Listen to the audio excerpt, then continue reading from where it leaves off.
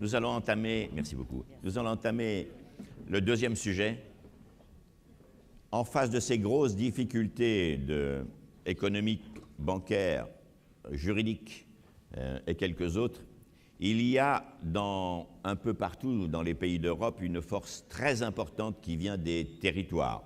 Ceci appelle d'ailleurs une réflexion sur la façon dont on peut organiser les pouvoirs dans notre pays notamment, et nous allons en parler avec un certain nombre d'invités. D'abord, voici M. Jean-Léonce Dupont, qui est président du Conseil général du Calvados et qui est également vice-président du Sénat. Ça y est, vous avez fini là? Bon, c'est bien, merci. Pour témoigner concrètement, voici mademoiselle Véronique Ablin, conseillère régionale de la région Poitou-Charentes. Oui, Véronique, je vous tourne le dos, je suis désolé. Voici monsieur Jean-Dionys du Séjour, ancien député et maire d'Agen. Voici monsieur Yvan Lachaud, ancien président du groupe Nouveau Centre à l'Assemblée, adjoint au maire de Nîmes. Voici monsieur Hervé Moret, sénateur de l'Eure. Et enfin, M. Rudy Sall, député des Alpes-Maritimes et adjoint au maire de Nice. Voilà, il est venu avec sa famille qui crie. Rudy, merci beaucoup. Tout de suite, pour gagner un tout petit peu de temps, parce que nous avons démarré avec 35 minutes de retard, mon cher Philippe, et on va essayer quand même de se rapprocher des temps qui ont été annoncés. Je voudrais Jean-François, que tu puisses répondre à une question qui est assez simple. Je passe mon temps en Europe et qu'est-ce que je vois? Nous sommes le dernier pays d'un jacobinisme administratif concentré qui freine l'efficacité des décisions. N'est-il pas temps de comprendre dans ce pays que ce signal économique et social de 1968, c'est-à-dire de la liberté de décision près de chez nous, puisse être maintenant organisé un peu sérieusement dans ce pays de France? Oui, je rêve d'une France dans laquelle, lorsqu'il y aurait un projet, quel qu'il soit, que ce soit une troupe de théâtre ou la construction d'un grand ensemble, on ne voit pas remerciement à la région, au département, à l'intercommunalité, à la commune, qui ont permis de réaliser ce projet, de réaliser. C'est plus possible. La France était au départ maillée par les paroisses, n'est-ce pas? La France, c'est la France des paroisses à la base. Et puis, il y a eu la France napoléonienne qui a tout centralisé. Entre les deux, il fallait tout restructurer, c'est vrai. Et comment a-t-on restructuré, comme on fait toujours en France, en ajoutant et en ne supprimant pas? On a ajouté la région, on a ajouté l'intercommunalité, et tout ça s'est développé dans un système assez cancéreux, c'est-à-dire avec une vocation universelle à tous les niveaux, ce qui transforme tous les Français qui veulent faire quelque chose, quoi que ce soit, en chasseurs de primes. Il faut d'abord passer 2 ans à essayer de voir tous les concours qu'on peut obtenir, étant entendu ensuite qu'à tous les niveaux, on va essayer de développer sa raison d'être bureaucratique en multipliant et les procédures et les contrôles. Donc il faut sortir de cela. Tout le monde le sait. Il va falloir avoir à terme un niveau de l'intercommunalité avec les paroisses de l'Ancien Régime devenant les mairies de cette intercommunalité qui aura le pouvoir. Il faudra avoir un niveau régional plus fort, plus concentré, mais récupérant ce qui est aujourd'hui laissé aux départements qui sont appelés à disparaître. Et la France retrouvera ainsi les niveaux d'administration qu'on a partout en Europe.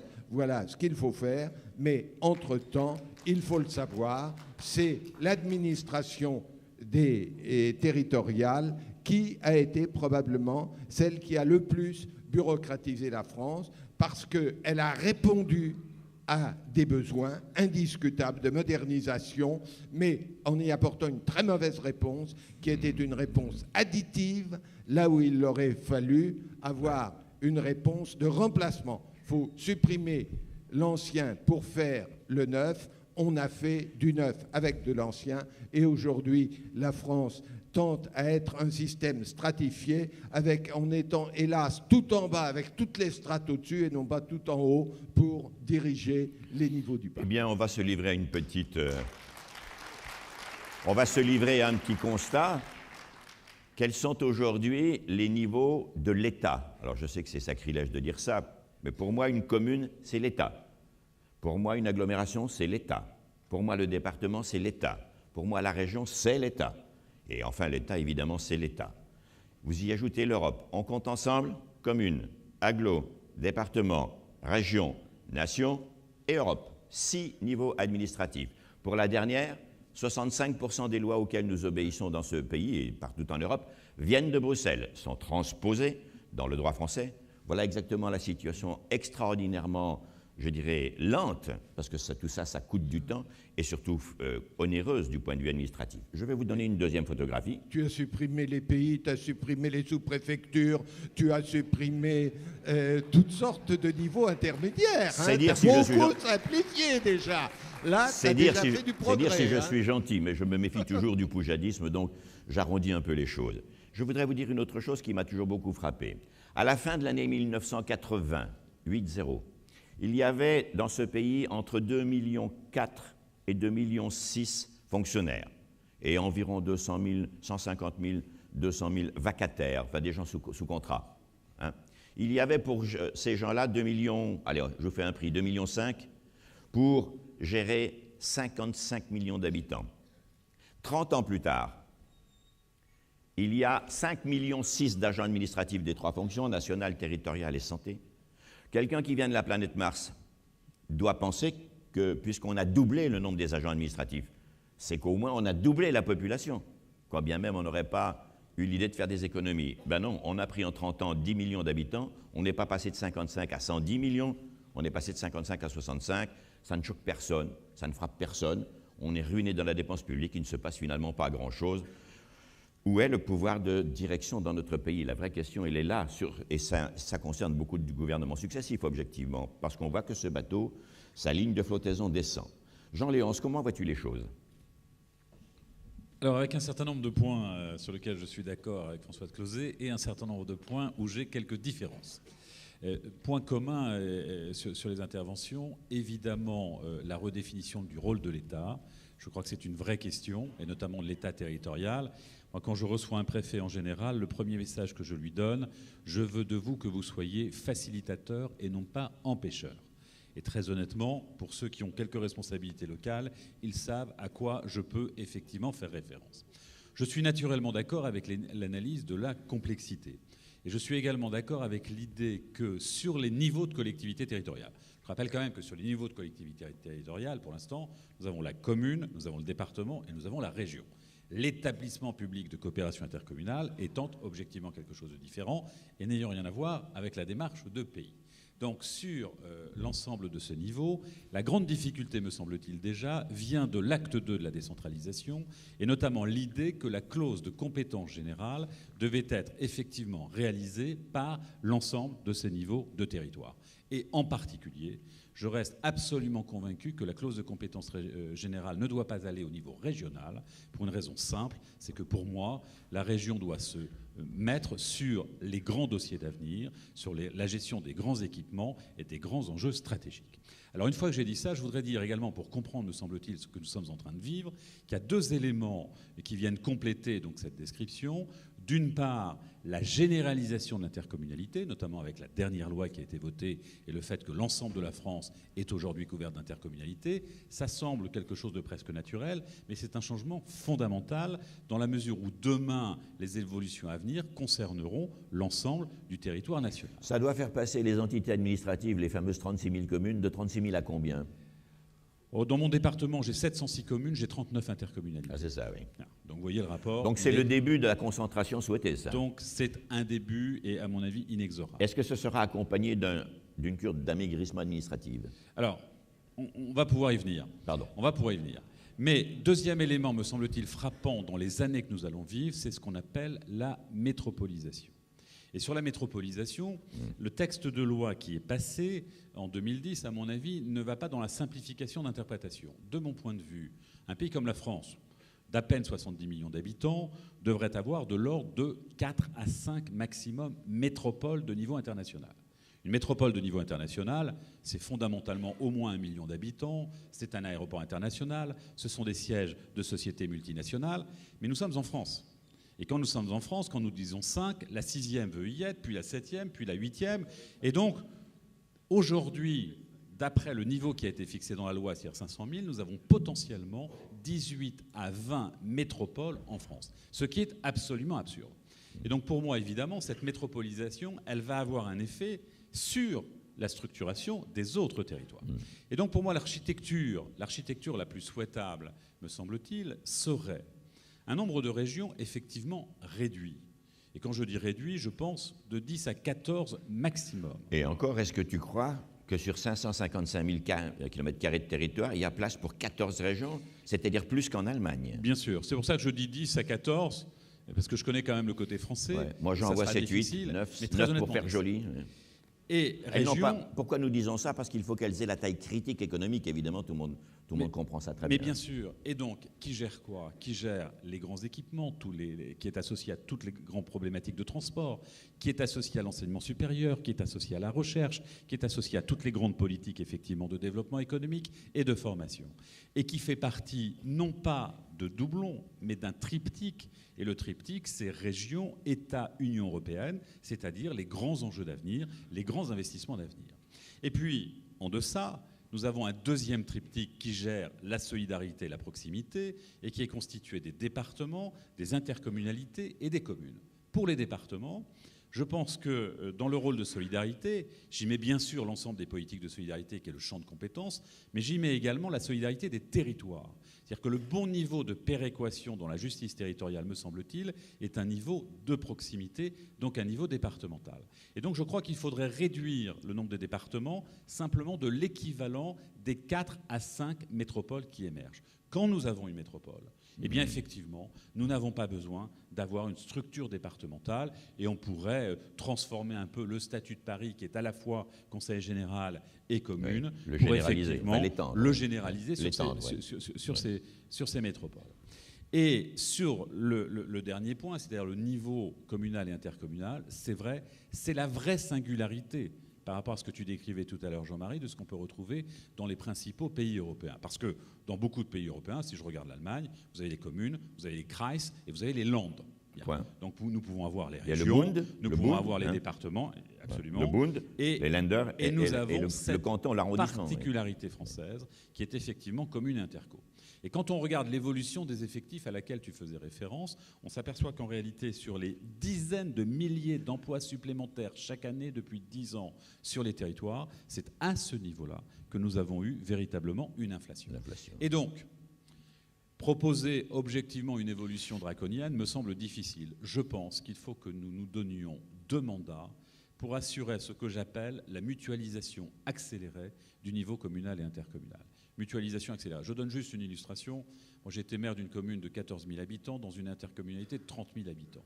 Bien sûr, ce petit territoire, avec une moyenne commune centrale et beaucoup de communes rurales, pour monter cette démarche intercommunale, il a fallu donner confiance notamment aux autres élus des petites communes et pour cela créer effectivement des organisations, des administrations indépendantes parce qu'elles avaient peur du contrôle de la grande commune. Et donc aujourd'hui, nous nous retrouvons sur un bassin de 30 000 habitants avec 2 secrétaires généraux, avec 2 directeurs des ressources humaines, 2 directeurs de la gestion financière, de la commission des appels d'offres.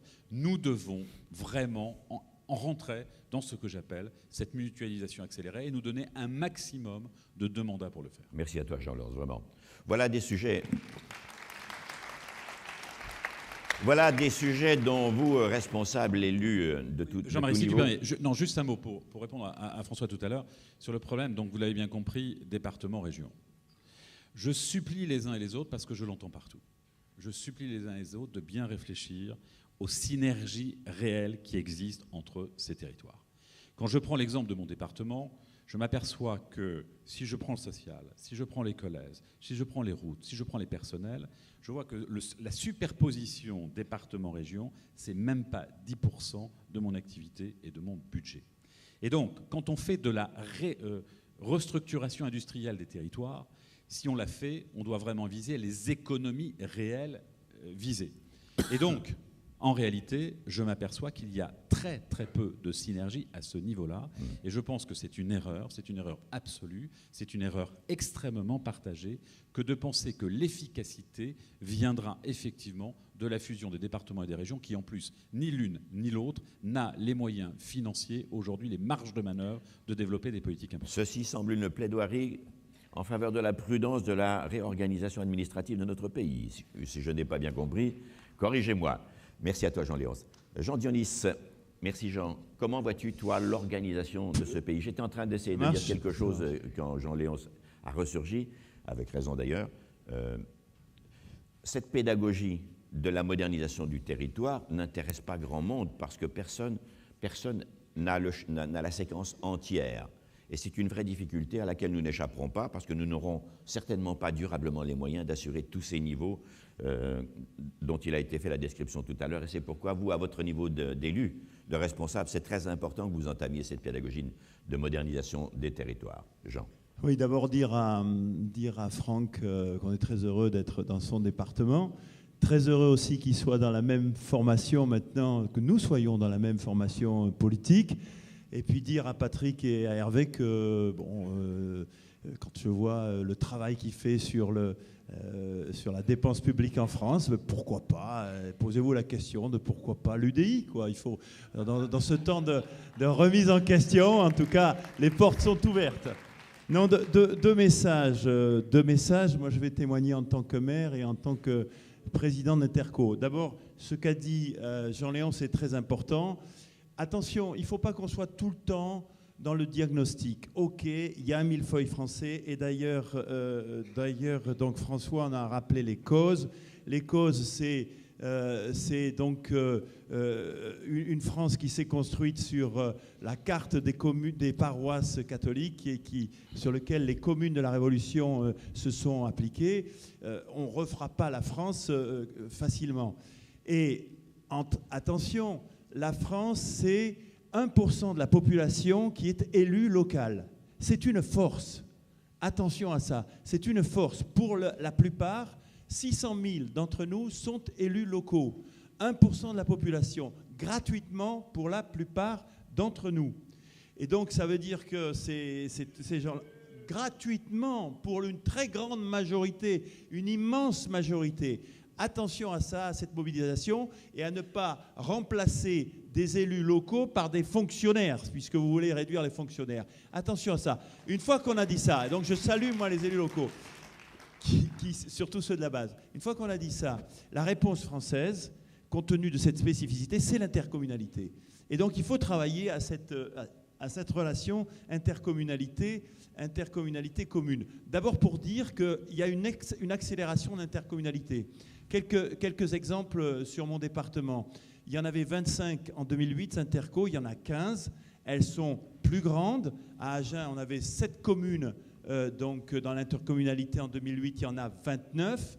Elles sont aujourd'hui donc moins nombreuses, plus grandes et plus riches. Ce que tu dis comme Jean-Léon, c'est que c'est en route, c'est en train de s'organiser spontanément. Alors, si je puis dire. Parce que moi j'ai une proposition très précise à faire. Je constate que maintenant, en 2013, le maillage du territorial est complet. Et donc, il n'y a plus de communes isolées et qu'on peut donc construire des politiques publiques sur un maillage complet du territoire. Je constate que les intercommunalités sont de loin plus riches que les communes. Le taux d'épargne de l'intercommunalité d'Agen, c'est 20%. Donc, on n'est pas en déficit comme l'État français. L'interco d'Agen est riche.